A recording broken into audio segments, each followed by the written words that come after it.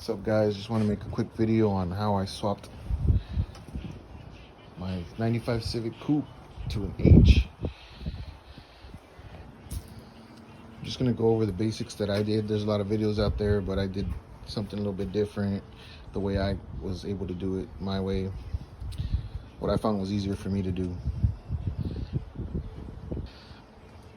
Starting with the block, I got a H22 A4 bottom end from an ATTS model. A lot of people say you can't run the ATTS model, but you can.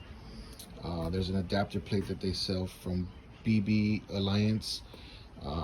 Pretty much all it does is just relocate the half, it helps you relocate the half shaft to where the original should be. And the only difference is that the oil filter sits a little bit more to the left on the driver's side than centered like the regular H's. The head is off of a regular H22 P13 OBD2.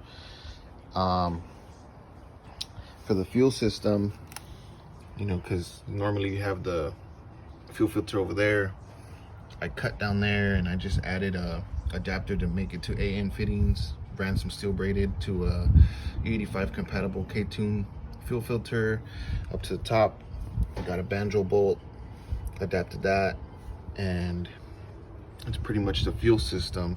I'm running the OBD2 injectors in order to not have to use a resistor box. If you run the OBD2 injectors, you can run it without the resistor box.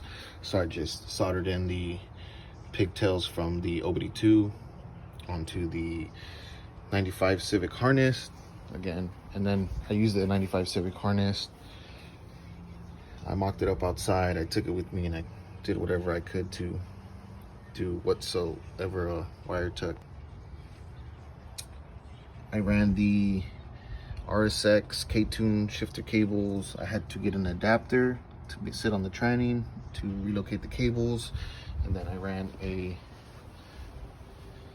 I believe it's a PQY billet shifter. It is not the K-tune, but it does the same thing, feels the same.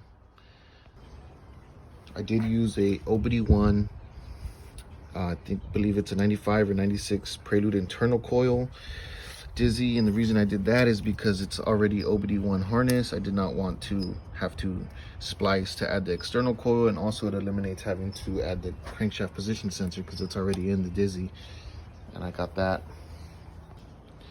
I used the innovative mount kit, and then pretty much I just had to drill out the old mount location, and this one bolts up to your old tranny mount. A little bit of drilling, not much. I ran the Yonaka swap axles with a Prelude half shaft, and that set right in there. I'm using an F series tranning, so it has really long gears. Need to get a Prelude trans to get some more torque out of it. Ran the original throttle cable, just had to mock up a little bracket to make it sit where it should. It's kind of long, but I'll deal with that later. For the clutch line, I just spliced into it. I made a hard line out of some old brake line that I had laying around, because the trannings on these have a banjo bolt and I did not want to eliminate this.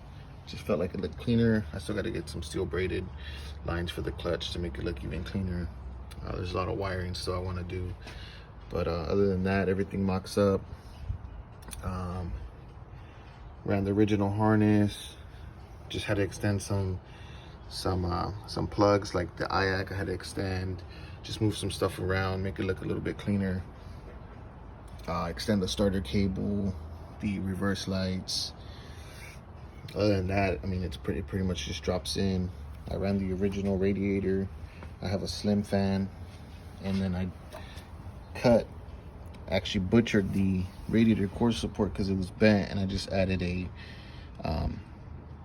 blocks traction bar, and I just welded some brackets on there, some ugly welds, but they hold up.